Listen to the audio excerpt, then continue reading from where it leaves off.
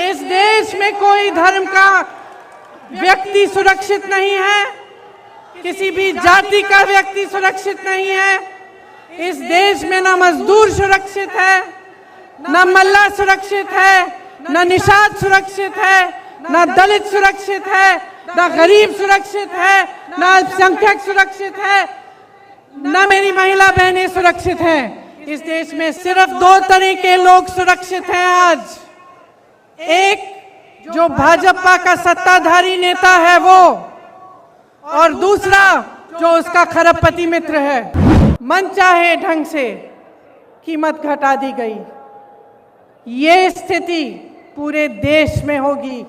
जब इनके कानून लागू होंगे तो आपकी खेती, आपके फसल सब आपसे छीना जाएगा। दुनिया के कोने कोने तक हमारे प्रधानमंत्री घूम सकते हैं, अमेरिका जा सकते हैं, जापान जा सकते हैं, देश देश में भ्रमण कर सकते हैं, लेकिन अपने किसानों से बात करने के लिए अपने घर से मात्र 10 किलोमीटर दूर दिल्ली के बॉर्डर तक नहीं जा सकते। प्रधानमंत्री जी ने पिछले साल अपने लिए 2 हवाई जहाज खरीदे।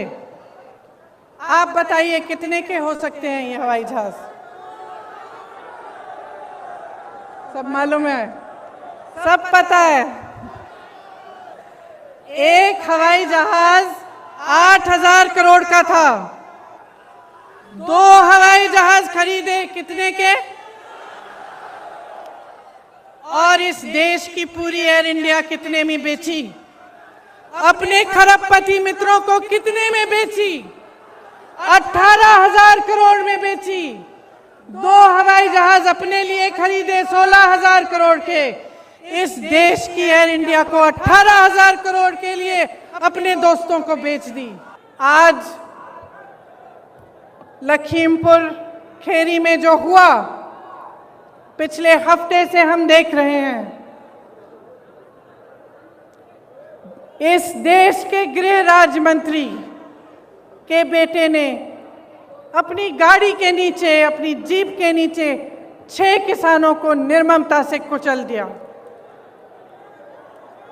और सब परिवार, 6 के 6 परिवार ये कहते हैं कि हमें पैसे नहीं चाहिए, हमें मुआवजा नहीं चाहिए, हमें न्याय चाहिए। लेकिन हमें न्याय दिलवाने वाला इस सरकार में हमें नहीं दिख रहा है। आपने देखा कि सरकार पूरी तरह से उस मंत्री और उस मंत्री के बेटे के बचत में लगी रही। पुलिस और प्रशासन विपक्ष के नेताओं को रोकने में लगी थी। जब मैंने रात में वहां जाने की कोशिश की तब हर सड़क पे पुलिस थी, मुझे रोकने की कोशिश की, तमाम पुलिस के घेरे थे, नाकाबंदियां थी। जो परिवार हैं, पीड़ित परिवार हैं, उनके घरों में उन्हें नजरबंद किया गया, लेकिन अपराधी को पकड़ने के लिए एक भी पुलिस वाला नहीं निकला। अपराधी के घर में उन्होंने निमंत्रण भेजा कि आप आकर हमसे बात करिए। आपने किसी भी देश में, दुनिया के किसी भी देश में या इस देश के इतिहास में आपने कभी ऐसा देखा है कि एक आदमी 6 किसानों को कुचल दे, 6 लोगों की हत्या कर दे और उसको पुलिस निमंत्रण दे रही है कि आइए हमसे बात करिए? आपने कहीं ये देखा है? बताइए। कभी भी इस देश और इस दुनिया के इतिहास में ऐसा नहीं हुआ होगा। यहाँ के मुख्यमंत्री मंच पे बैठे हुए उस मंत्री का बचाव कर रहे हैं जिसके बेटे ने ऐसा काम किया है। जो प्रधानमंत्री लखनऊ आ सकते थे प्रदर्शन को देखने के लिए, उत्तर प्रदेश के प्रदर्शन को देखने के लिए, आजादी के प्रदर्शन को देखने के लिए, वो 2 घंटे की दूरी पर लखीमपुर खेरी नहीं जा सकते थे उन किसानों के हाथ पकड़ने के लिए, उनके आंसू पोंछने के लिए। ये आजादी किसने दी? जिस आजादी का महोत्सव मना रहे हैं, अमृत उत्सव मना रहे हैं, ये आजादी हमें किसने दी है? ये आजादी हमें किसानों ने दी है। किसान के बेटे ने दी है। इस देश को किसान ने सींचा है। किसान का बेटा हमारी सीमाओं पर खड़ा है आज भी। ये किसान के बेटे हैं जो हमारी सुरक्षा कर रहे हैं, हमारी सीमाओं पे इस देश की आजादी को निर्भर रख रहे हैं। ये देश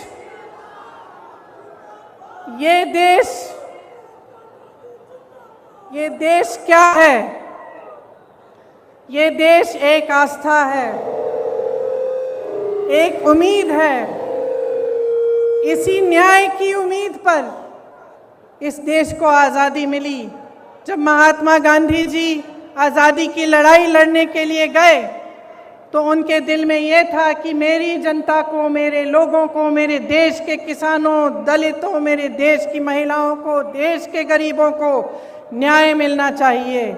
न्याय पर हमारा संविधान आधारित है, लेकिन इस देश में न्याय की उम्मीद सब छोड़ चुके हैं। तो मैं आपसे कहना चाहती हूं कि जब लखीमपुर खीरी में मैं शहीद नक्षत्र सिंह जी के घर गई, उन्होंने मुझे बताया कि उनका बेटा सीमा सुरक्षा बल में दाखिल हुआ है।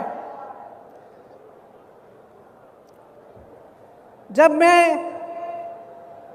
अगले परिवार से मिलने गई तो मुझे बताया गया कि उनके तमाम भाई बहन सेना में देश की सुरक्षा करते हैं।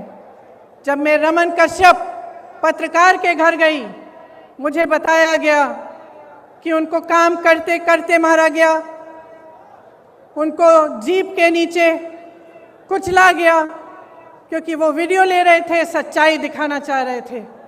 सारे परिवारों ने यही कहा कि हमें न्याय मिलने की उम्मीद नहीं है।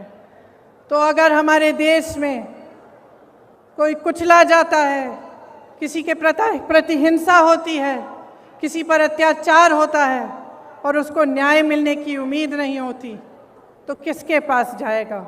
अगर सरकार, मुख्यमंत्री, प्रधानमंत्री, गृह राज्य मंत्री, विधायक सभी मिले हुए हैं, सभी अपनी पीठ मोड़ देते हैं उनकी तरफ, तो किसके पास जाए जनता और क्या करे? आप जानते हैं कि किसान ने 9-10 महीनों से एक आंदोलन जारी रखा है। 300 दिन से अधिक ये आंदोलन चला है। इसमें 600 से अधिक किसान शहीद हुए हैं। क्यों कर रहे हैं ये आंदोलन? ये आंदोलन इसलिए कर रहे हैं क्योंकि ये जानते हैं कि ये सरकार के जो 3 कानून हैं, उनके ज़रिए उनकी आमदनी, उनके खेत, उनके फसल सब इस सरकार के खरबपति मित्रों के पास जाने वाली है, उनके कब्जे में होने वाली है। मोदी जी के अरबपति मित्रों ने पिछले साल हिमाचल से सेब 88 रुपए किलो में खरीदा था। इस साल वही सेब 72 रुपए किलो में खरीद रहे हैं और सबकी मजबूरी हो गई है कि वो सेब का दाम घटाएं। किसान की लागत बढ़ गई है, क्योंकि फसल की कीमत तय करने का फैसला अब खरबपति कर रहे हैं। इसीलिए मनचाहे ढंग से कीमत घटा दी गई। ये स्थिति पूरे देश में होगी। जब इनके कानून लागू होंगे तो आपकी खेती, आपके फसल सब आपसे छीना जाएगा। मोदी जी ने जो आंदोलन कर रहे थे उन किसानों के बारे में क्या कहा? उन्हें आंदोलनजीवी कहा, आतंकी कहा, योगी जी ने उपद्रवी कहा, धमकाने की कोशिश की। इसी गृह राज्य मंत्री ने धमकाकर कहा कि मैं 2 मिनट में तुम्हें सबक सिखा दूंगा। आंदोलन करने की कोशिश की तो 2 मिनट में सबक सिखा दूंगा। दुनिया के कोने कोने तक हमारे प्रधानमंत्री घूम सकते हैं अमेरिका जा सकते हैं, जापान जा सकते हैं, देश देश में भ्रमण कर सकते हैं, लेकिन अपने किसानों से बात करने के लिए अपने घर से मात्र 10 किलोमीटर दूर दिल्ली के बॉर्डर तक नहीं जा सकते।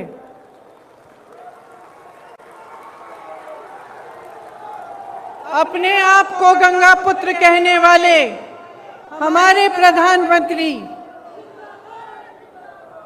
ने गंगा मैया के आशीर्वाद से खेतों में फसल लहलहाने वाले करोड़ों गंगा पुत्रों का अपमान किया है।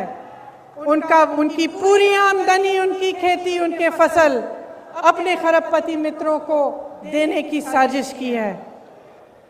क्या वो जानते हैं कि आपके प्रदेश में किसान कितनी समस्याओं से जूझ रहा है?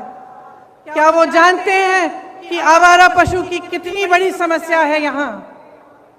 क्या रात को आपकी सड़कों पे उन्होंने चल के देखा है कि हर किलोमीटर, हर आधे किलोमीटर पे आवारा पशु बैठे हुए हैं? मैंने देखा है, मैंने देखा है। किसानों की बिजली के दाम 3 बार बढ़ा चुके हैं। क्या नरेंद्र मोदी जी ने देखा है कि आपको कितने बड़े बड़े बिल मिल रहे हैं? कि जब आपको बिजली नहीं मिल रही है फिर भी आपको बिजली के बिल मिल रहे हैं। क्या प्रधानमंत्री जी ने देखा है, कुछ कहा है इसके बारे में? प्रदेश का हर परिवार त्रस्त है, दुखी है।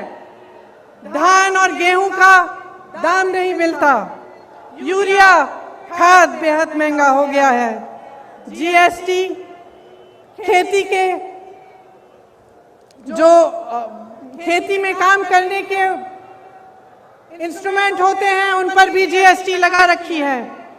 100 रुपए का पेट्रोल, 90 रुपए का डीजल, 900 रुपए में रसोई का गैस,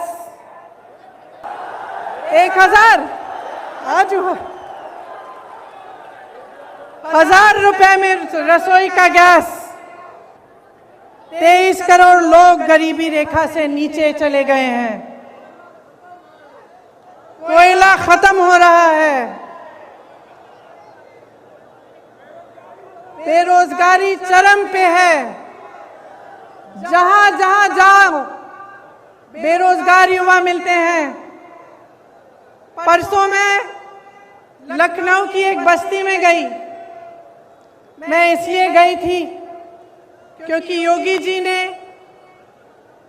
एक ऐसे शब्द इस्तेमाल किए सफाई कर्मचारियों के प्रति, मेरी बहनों के प्रति, जो रोज सुबह अपने घर में झाड़ू मारती हैं, जो सफाई करते हैं, हमारे देश, हमारी शहरों को साफ रखते हैं, उनके प्रति उन्होंने अब शब्द कहे। तो मैं एक बस्ती में गई वाल्मीकि मंदिर में झाड़ू लगाने के लिए और उन सब से बात करने के लिए जो इस काम को अपनी आमदनी के लिए, अपने बच्चों को पढ़ाने के लिए करते हैं। उन सब ने मुझे बताया, मैं घर गई, घर घर गई, एक घर से दूसरे घर गई, हर घर में मुझे बताया, अपने युवा बच्चे मेरे सामने लाए। किसी ने एमए किया था, किसी ने बीए किया था, किसी ने आईटीआई किया था, किसी के पास नौकरी नहीं थी, किसी एक का रोजगार नहीं था। और जो रोजगार कर रहे थे, जो सफाई कर्मचारी थे, उनका वेतन महीनों से नहीं बढ़ाया गया था।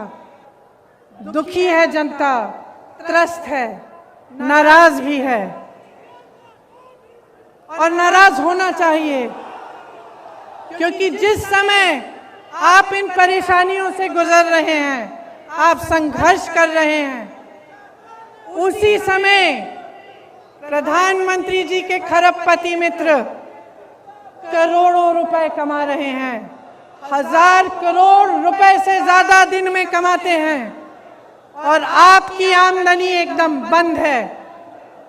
कोरोना के समय तमाम छोटे बिजनेस, छोटे व्यापारी, तमाम लोगों को अपने काम बंद करने पड़े, अपनी दुकानें बंद करनी पड़ी, अपने व्यापार बंद करने पड़े। क्या सरकार ने कोई राहत दी? कोई राहत नहीं मिली। सिर्फ आपको प्रताड़ित किया। कभी जीएसटी, कभी नोटबंदी, कभी कुछ और। सब देशों में, इस पूरी दुनिया में सब देशों में जहां जहां कोरोना की मार पड़ी, सरकार ने राहत दी, लेकिन आपको कोई राहत नहीं मिली।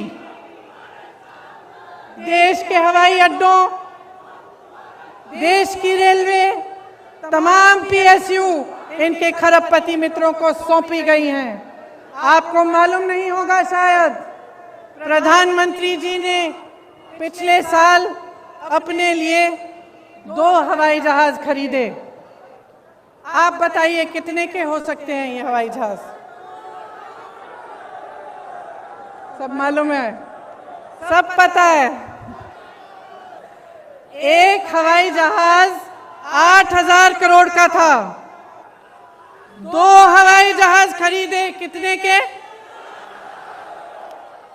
और इस देश की पूरी एयर इंडिया कितने में बेची? अपने खरबपति मित्रों को कितने में बेची? 18,000 करोड़ में बेची। 2 हवाई जहाज अपने लिए खरीदे 16,000 करोड़ के। इस देश की एयर इंडिया को 18,000 करोड़ के लिए अपने दोस्तों को बेच दी। देखिए, समझ लीजिए,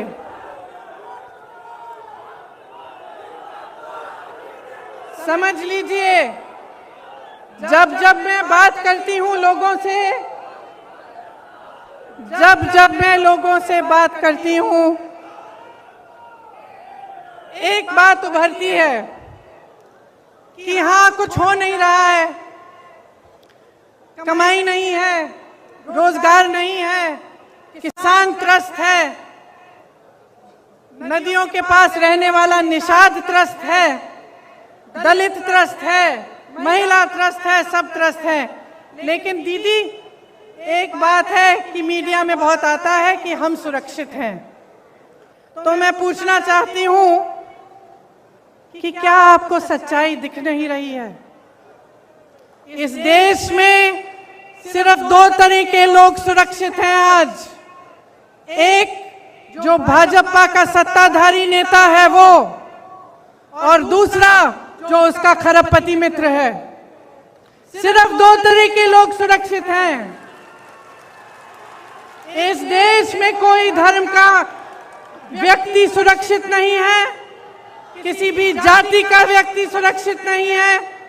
इस देश में ना मजदूर सुरक्षित है, ना मल्ला सुरक्षित है, ना निषाद सुरक्षित है, ना दलित सुरक्षित है, ना गरीब सुरक्षित है, ना अल्पसंख्यक सुरक्षित है, ना मेरी महिला बहनें सुरक्षित हैं। इस देश में सिर्फ प्रधानमंत्री, उनके मंत्रिमंडल के लोग, उनकी पार्टी के लोग जो सत्ता में हैं वो सुरक्षित हैं, और उनके जितने भी खरबपति अमीर मित्र हैं वो सुरक्षित हैं। इस बात को सही ढंग से पहचानिए।